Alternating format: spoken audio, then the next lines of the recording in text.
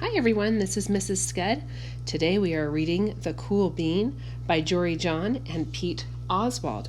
Today I am actually having a guest reader, and it's my daughter. Her name is Allie. And here goes. The Cool Bean. Watch out, here come the cool beans.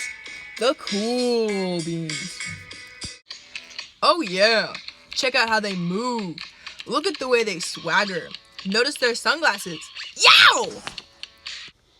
The cool beans are known all over the school, from house to house, across town, beyond county lines. In the olden days, last year, we were all one big pot of beans. We were a mixed bag, but somehow it worked. Yep, those were the good old days. And then, we stopped seeing each other as much. That's just how it is sometimes. You spend less time together, even though you're not totally sure why.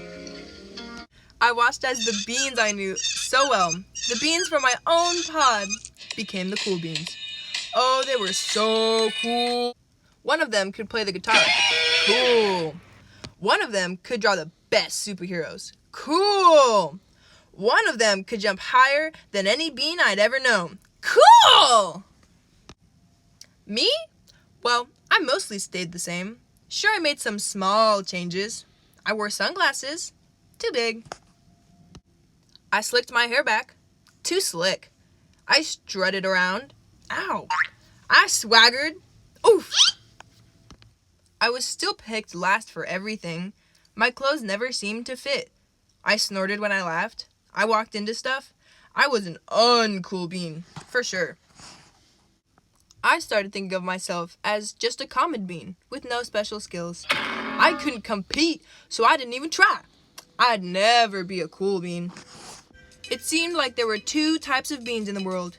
There were the cool beans and the beans like me. The days all blended together. I lived my life and things were just okay. I took tests and ate lunches and mostly kept to myself. The cool beans continued being cool. I mean, sure, I miss them a bit, but it's not like I was going to say anything. I felt like all that coolness had gone in the way of our friendship, and that's just how it went. Until one day, I was in the cafeteria. I dropped my lunch on my loafers. Oh no, not again. But then, something sort of miraculous happened. Out of nowhere, one of the cool beans helped me clean it up. He didn't even say anything. He just gave me a nod. That was it. Later, I was out on the playground. I tripped and scraped my knee, and maybe cried a little bit, and everybody saw it. Another one of the cool beans came to my side, and without a word, he dusted me off. That afternoon, I was sitting in class. I wasn't really paying attention. I didn't notice, but our teacher had called on me. Everybody stared. I sat there in silence. Nobody said anything. And then, everybody just laughed at me. That was it. After today, I was officially a has-been. But then, one of the cool beans stood up and came over to me. Everybody watched. She leaned in close and whispered, "Hey, the teacher asked you to read from page 32. Then she gave me a quick wink and went back to her seat.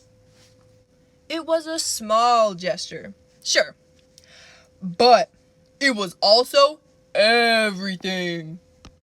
I walked home with a goofy smile on my face. I smiled all the way through dinner. That day made all the difference. It was a day that could have been really bad, if not for the kindness of a few cool beans. It gave me a shred of confidence. That shred of confidence has continued to grow. Somebody had my back. Or a few somebodies. After that, I started hanging out with the cool beans again. How have you been? Get it? How have you been? Not all the time, but sometimes. At lunch? After school? Even on the weekends. Throughout all of this, I realized that it's not about how you look or any other of that silly stuff.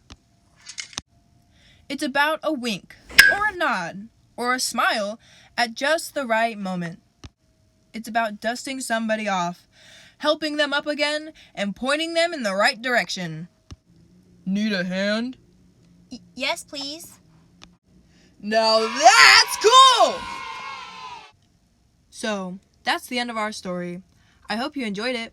Now remember, go out, spread kindness, and be a cool bean.